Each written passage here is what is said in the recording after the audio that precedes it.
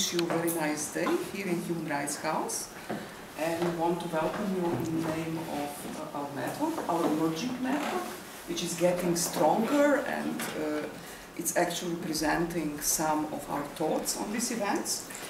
It is an event by International Network of Human Rights Archives, which have eventually started emerging in 2018 on 2 meetings in Buenos Aires in Argentina, and then in meeting in Oxford.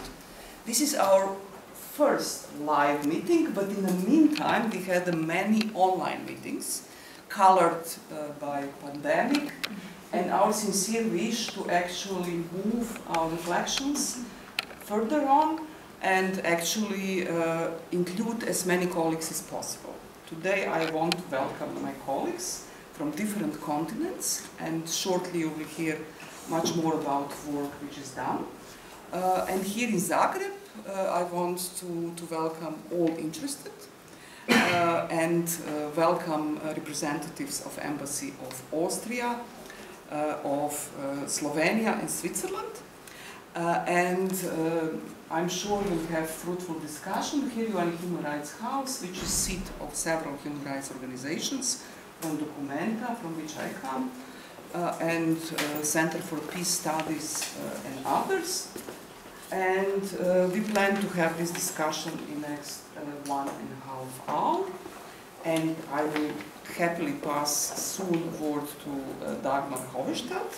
But before, I'll also say words of thanks to Swiss Peace, who have been facilitating us for years and have eventually invested a lot of energy and resources to bringing us together and then keeping our debate alive and to the point. So let's go to the point, and I pass the word to Dagmar. Thank you, Vesna. Welcome and good evening.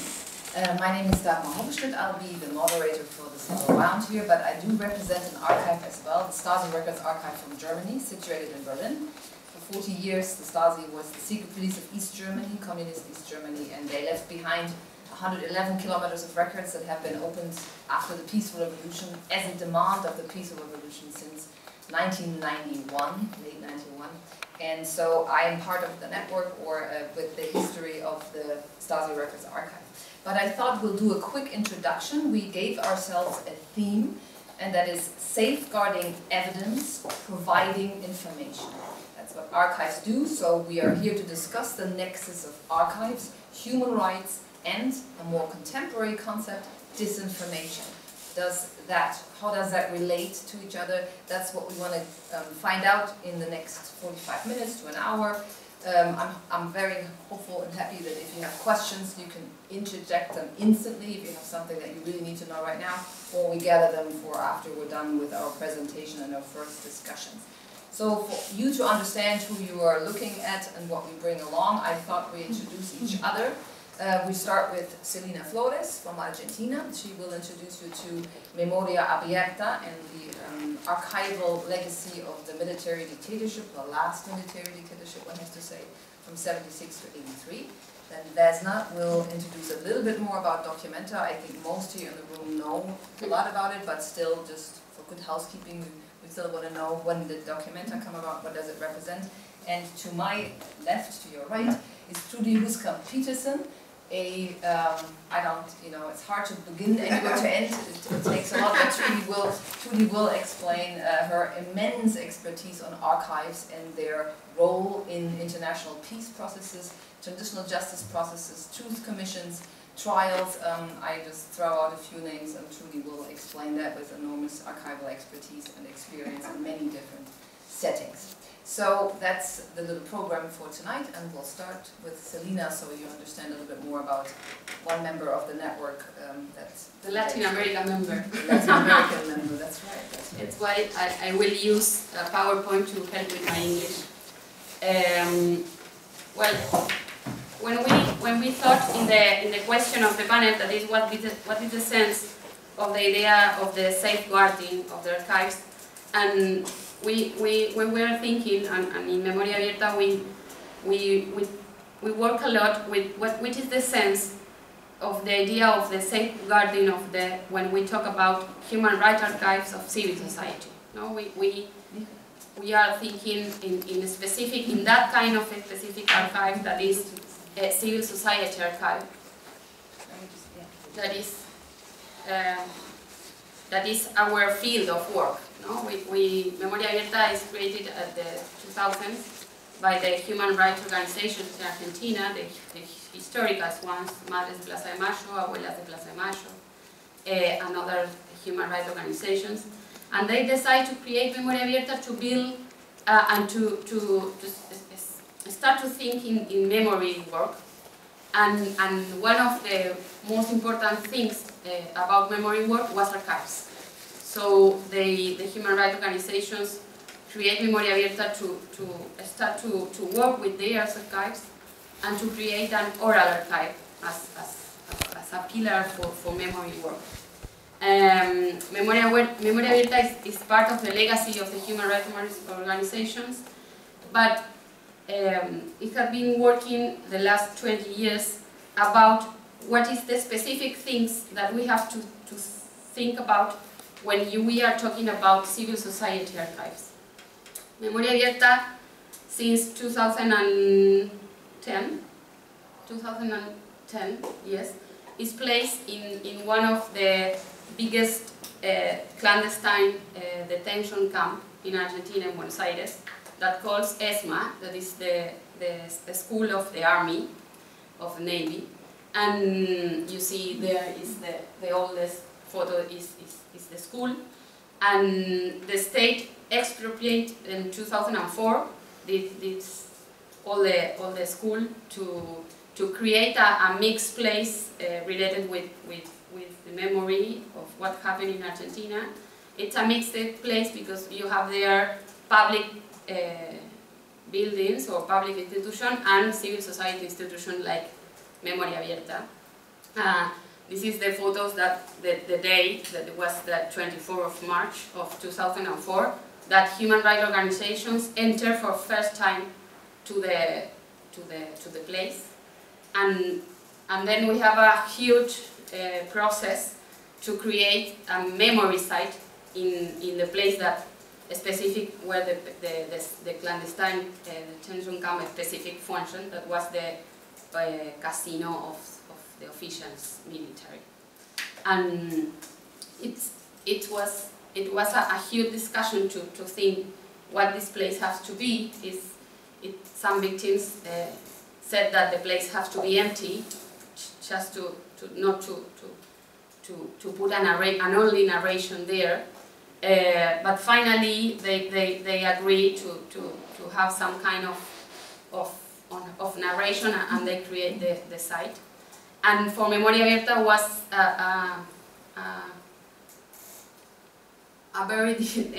very strange situation that we used to work in a place in the city, but when we start to be in that kind of place, we start to think a lot about the memory work that we have to do there, no? Because you have all the students that came for the first time. Nowadays, it has been open since 10 years, and there are people that it's the first time they came in, because it's a very strong feeling that they have the place, because it's on the middle of the city, and it's very strange. So Memoria Abierta has changed a lot the way to think the memory work since we are there in that place. So what do Memoria Abierta work with archives? Well, we preserve, classify, organize, and make archives of civil society related with violation of human rights process available for public consultation.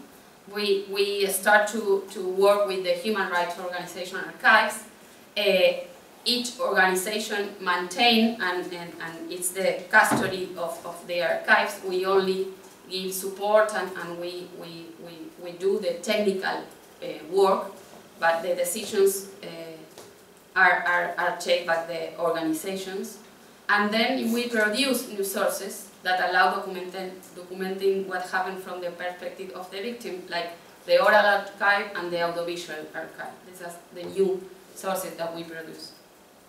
This is, for example, a document that is very used in Argentina, that are the history of the disappearance. Each mother built this kind of, I don't know, this kind of album. Yes, but it's a big album. A big yes, a big site. No, big posters, site. Posters. A poster yes. board. Yes, posters, and they put in each squares different months, and they start to talk about their son and their daughter. It was at the 90s, and they still bring that poster each manifestation or they use a lot. So there were poster boards for demonstrations. Yes. And they were but it was the first time they talk about their sons and their daughters, because at the 80s when the dictatorship finished, they couldn't talk about their personal life. They only talk about what happened with the people or with their relatives, but they couldn't talk about that relative as their son and daughter. So in the 90s, it was an interested process that they start to talk about their son and daughter, and they start to mention a lot, and they start to show picture of the childhood, and I don't know, some clothes, this like come alive again. Exactly, come alive. We have, and as I said, we start to working with the human rights organizations archives, but then a lot of people that Vesna has told that, a lot of people trust in Memoria Abierta to leave their personal funds, like some kind of leaders of the human rights organizations or attorney of the criminal trials leave to Memoria Abierta their personal files. So now we have a lot of different kind of funds. We have institutional funds, but we have a lot of personal funds related with public functionaries, but related with a lot of leaders of the human rights organization movement. And we have a huge oral archive as Documenta has too. Well, and as I said,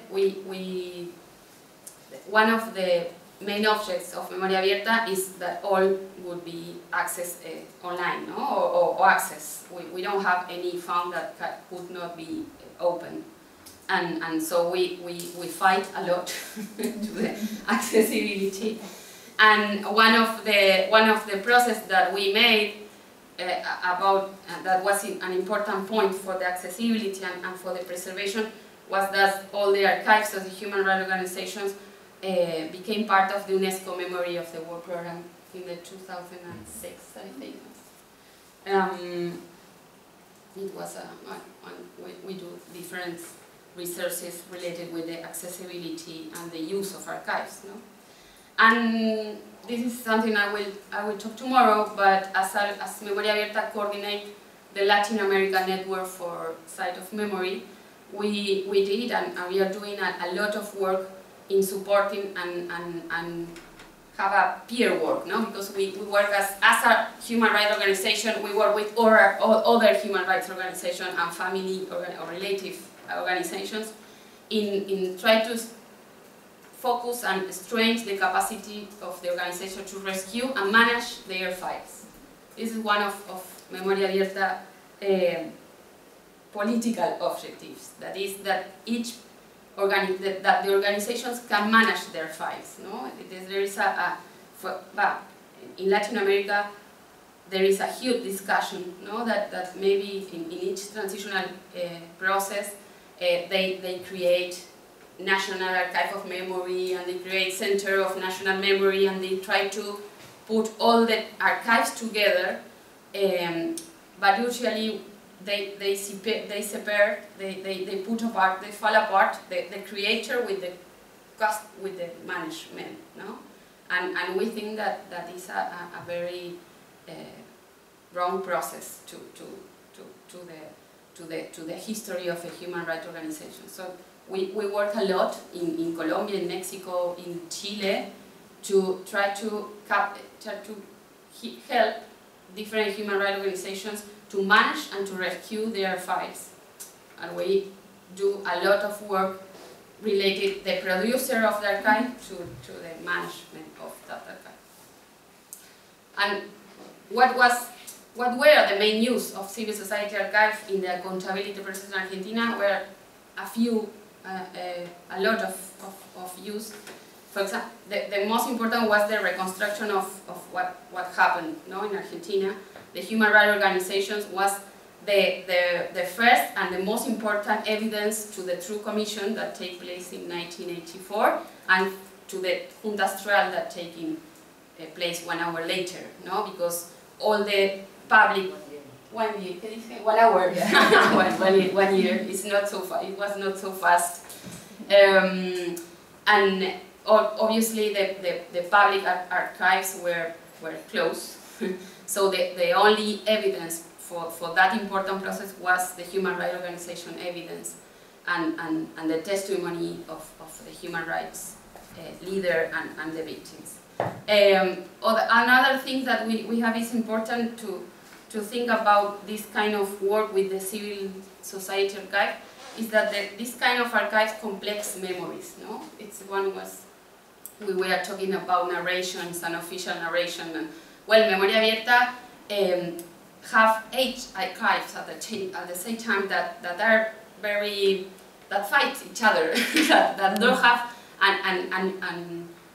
an official narration that you could find a different point of view, and we think that it's one of the most important things of this kind of archive, that complex memory, no? And for example, these archives as contributes for justice, contributes to reparacy policies, no? Okay, it's about Memoria Abierta. Thank you very much.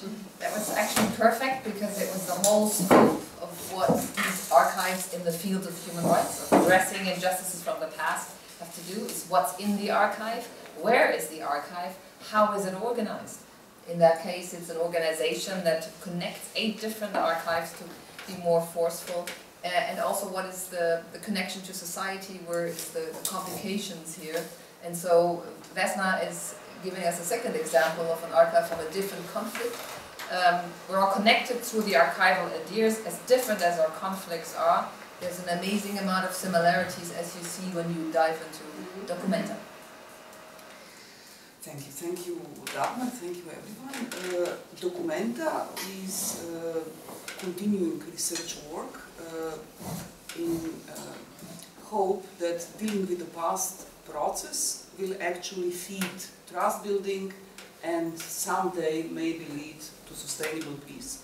Not just in Croatia, which is a deeply polarized society along the ethnic lines and political lines, but in between post-Yugoslav countries. And we work in close contact, in communication and cooperation with other archives from other post-Yugoslav countries like Humanitarian Law Center or Humanitarian Law Center Kosovo, like organizations from Bosnia and Herzegovina. So it's that the first line of our work is still research and documentation. And inside research and documentation, first worry is always fate of killed and forcibly disappeared. We do it for a war of 90s, in period from 91 to 95 in Croatia.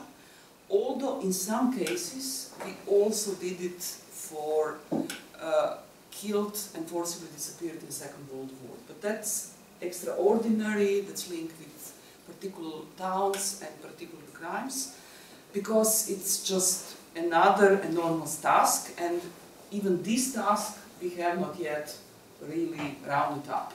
So it's that Documenta was established in 2004 by 2 peace and 2 human rights organizations. Very much like Selina said that in Argentina, organizations came together to establish their archive and continue the research work and actually make outreach to people, to institutions better.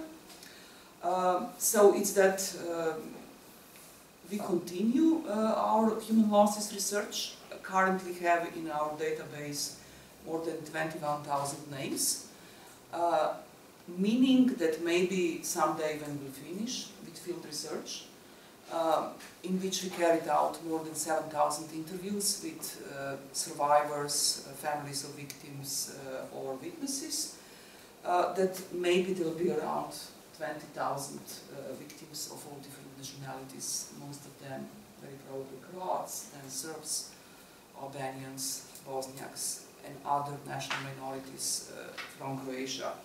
So it's that we believe that these facts on killed and forcibly disappeared might again serve as a base for trust building. But it will not be just up to us, and it's not just up to us will it actually feed trust building, or it will feed something else, because we live in a country in which hate speech is daily occurrence.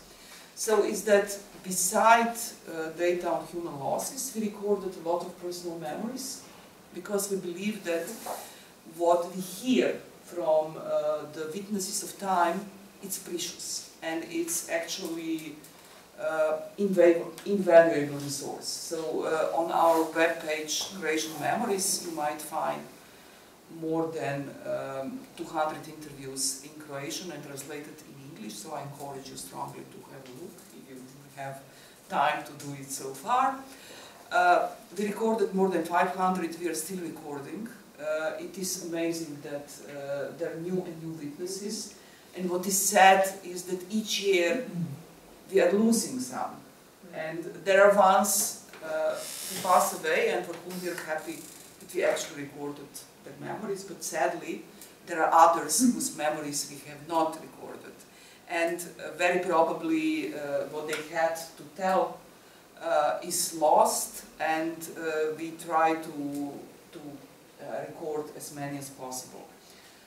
So it's that the third line of documentation work is about resistance. We find that line very important. So it's that on one side, documentation for us is documenting the fate of victims and survivors, but on other is also celebrating resistance, resilience, heroism, the acts of courage which would maybe not be framed as heroism, would maybe be seen as, you know, normal help of one human being to the other human being, but very often in a time of war, these simple actions of solidarity would be seen by many as traitorship. So it's that the part related to resistance goes also to work of civil rights organizations, human rights organizations, and this is important part of our documentation and some publications which we produced. But all that is, you know, there to be used. Part of it is online, part of it is not online, part of our documentation is confidential. The interviews which have been taken by witnesses, with witnesses and survivors are confidential and used as a base for our human losses research. So there is always a question how to present that to public. And one very important part of our documentation, it's also related to war crimes trials. We monitor them, we keep documentation, we present it on our webpage, we present it in the books, but still we are in a situation that, you know, things in the public are forgotten very fast. So it's even the trials which have been in a time of initiating the indictment seen as something very important, like trial against Branimir Glavaš, accused of killing Serb civilians in Osijek, which is still ongoing, never-ending trial, are more or less forgotten, and media do not report about them anymore. So it's that there are many, you know, many questions to be addressed, and I would like to address some of these questions in introduction. So it's that I believe that on one side I would like to underline that we collected some documentation of war crimes trials, many people have been writing about work of International Criminal Tribunal, now about international residual mechanism, and verdicts delivered by courts in Croatia, Bosnia and Herzegovina, Serbia, Montenegro. But a question is this a base for discussion in the public? And how often that is a base? And how often the facts which have been established by judicial bodies beyond reasonable doubt are based for interpretations, and how often they are actually revised, and how strong are these distortion currents in our societies. And I have to say that distortion streams in Croatia are quite strong, not just related to crimes committed during war in Croatia, but also during war in Bosnia and Herzegovina. And